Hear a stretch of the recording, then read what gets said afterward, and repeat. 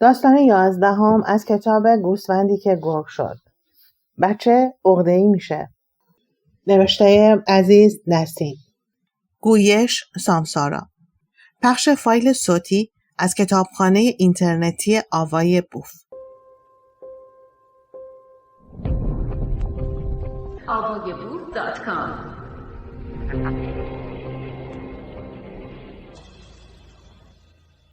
مصطفی حوله‌ای را که روی شانه‌اش بود به قلاب دستشویی آویزان کرد. از جلوی آینه کنار رفت و پشت میز صبحانه نشست. بعد نگاهی به روی میز انداخت و یک دفعه مثل ترقه از جا در رفت و محکم روی میز کوبید. باز تو خمرق یادت رفته؟ در اثر مشتی که مصطفی روی میز کوبید یک تکه پنیر روی دامنش پرید. مصطفی بیشتر عصبانی شد. پنیر را برداشت و وسط اتاق پرت کرد. خانم ملاحت که توی آشپزخانه داشت چایی را حاضر می‌کرد، از صدای شوهرش دوید توی حال و وحشت زده پرسید: چه خبرته اول صبح مثل گاو نعره می‌کشی؟ چرا تخم مرغ نیاوردی؟ مگه دیروز صبح داد و بیداد نمی‌کردی که تخم مرغ برات خوب نیست؟ منم امروز نیاوردم. نمیخواد دکتر بشی، برو بردار بیار. زر نکن. زن رفت از آشپزخانه 3 تخم مرغ آورد گذاشت روی میز و گفت: بگیر زهر مار کن. خانم‌های محترم با شوهرهاشان اینطور حرف نمیزنند. پس چی بگم جناب آقای مصطفی؟ بفرمایید. جواب های هوی است. در این موقع پسر 6 ساله آنها از اتاق خواب بیرون آمد و گریه کنان به طرف مادرش دوید. مصطفی دق و دلی زن را سر بچه خالی کرد. خفه شو بچه، اول صبح موزیک میزنی؟ خانم ملاحت باز هم فرصتی پیدا کرد و به بهانه طرفداری از بچه به سر شوهرش داد کشید. این چه جور حرف زدنه؟ بچه که این حرفا سرش نمیشه. چرا کاری میکنی بچه عقده دار بشه؟ آقا مصطفی هم که مدتی بود دنبال فرصت میگشت حرفاشو بزنه جواب داد: به ملاحت، ما 6-7 ساله با هم ازدواج کردیم، هنوز توی غذای درست حسابی جلوی من نگذاشتی. زن جواب داد: به جای این بهانه‌گیری ها بهتره یه کمی به خودت برسی و سر و وضعتو درست کنی. بعد از این حرفا بزنی. اگر مرا پسند نمی‌کنی چرا زنم شدی؟ اگر تو هم مرا قبول نداری چرا مرا گرفتی؟ من یه اشتباهی کردم. منم یه حماقتی کردم. آقا مصطفی همانطور که لقمه بزرگی را می‌جوید گفت: پس من با یک دیوانه احمق ازدواج کردم. خانم ملاحت هم که بیش از حد عصبانی شده بود جواب داد: من با یک حیوان ازدواج کردم. آقا مصطفی بشقاب پر از نان و پوسته تخم مرغ را به طرف ملاحت پرت کرد. بشقاب از کنار گوش ملاحت عبور کرد و به دیوار خورد و شکست. خانم ملاحت هم که دست کمی از شوهر نداشت، گلدان چینی را که روی میز بود برداشت و به طرف شوهرش پرت کرد. گلدان هم شکست، اما به دیوار نخورد، بلکه به طرف آقا مصطفی اصابت کرد و خط باریک خون قرمز از محل آن سرازیر شد. آقا مصطفی برای چند لحظه ساکت و بی حرکت زنش را نگاه کرد. بعد یک دفعه مثل یک پلنگ زخمی تیر خورده از جایش بلند شد و به طرف ملاحت حمله کرد. او را زیر مشت و لگد انداخت. خانم ملاحت فریاد میکشید و همسایه ها را به کمک میطلبید. کمک کنید، به دادم برسید، نجاتم بدهید. آقا مصطفی زنش را ول کرد. نفس زنان رفت روی صندلی نشست.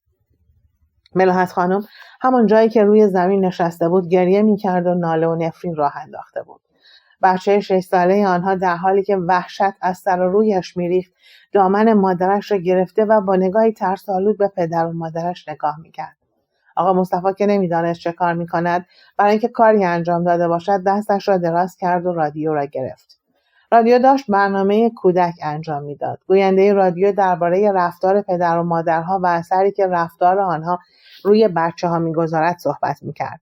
به والدین بچه‌ها توصیه میکرد کاری نکنند که روح بچه‌ها آزرده بشود، اعمالی انجام ندهند که بچه‌ها عقده‌ای بشوند. آقا مصطفی با عصبانیت رادیو را خاموش کرد. آثار و علائم پشیمانی در قیافه او به وضوح دیده میشد. ملاحت خانم هم که از حرفهای گوینده رادیو را شنیده بود، از میان انگشتانش که صورت خود را پوشانده بود به صورت شوهرش نگاه کرد و گفت: شنیدی رادیو چی میگفت؟ من شنیدم، تو چطور؟ حرفهای گوینده اثر عجیبی روی زن و شوهر کرده بود. هر دو حس می‌کردند به خاطر فرزندشان باید دردهای خودشان را فراموش کنند. خانم ملاحت با صدایی که کاملا آرام شده بود گفت: نبایستی با هم دعوا می‌کردید. ولی شد، حالا باید چیکار کنیم؟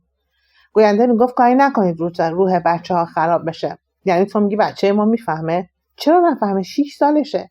اگه رعایت نکنیم البته ناراحت میشه. این عقده‌ها در آتیه روی بچه اثر میذاره. تو که اینو میدونی چرا رعایت نمی‌کنی؟ تو باید رعایت کنی. همیشه شوهرها دعوا رو شروع میکنن. همیشه هم زنها بهانه به دست شوهرها میدن. حالا این حرفا رو بگذار کنار. تکلیف سر شکسته من چی میشه؟ به رفقات بگو بچه‌مان با اسباب بازی‌های زده اینجور شده. من میگم ولی کسی باور نمیکنه. ملاحت خانم پسر 6 ساله رو بغل کرد و گفت بیا عزیزم بشین رو زانو. بچه با ترس و ناباوری جلو آمد و با احتیاط روی زانوی مادرش نشست.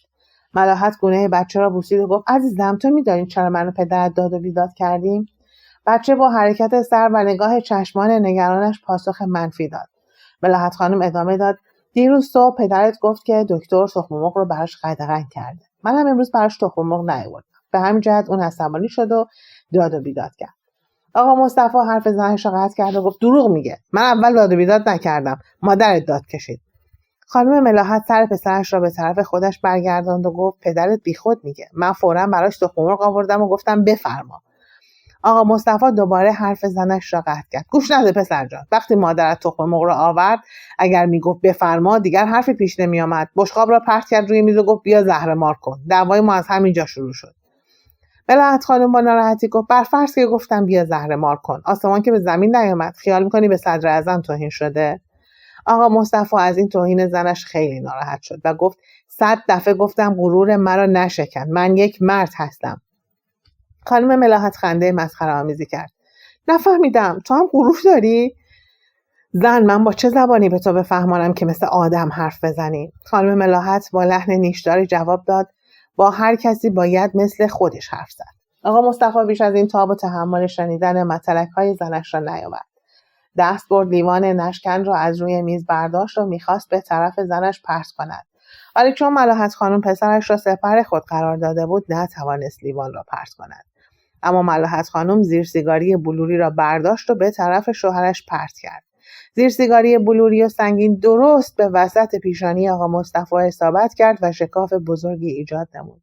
آقا مصطفی طوری گیج شد که سرش روی میز خم شد.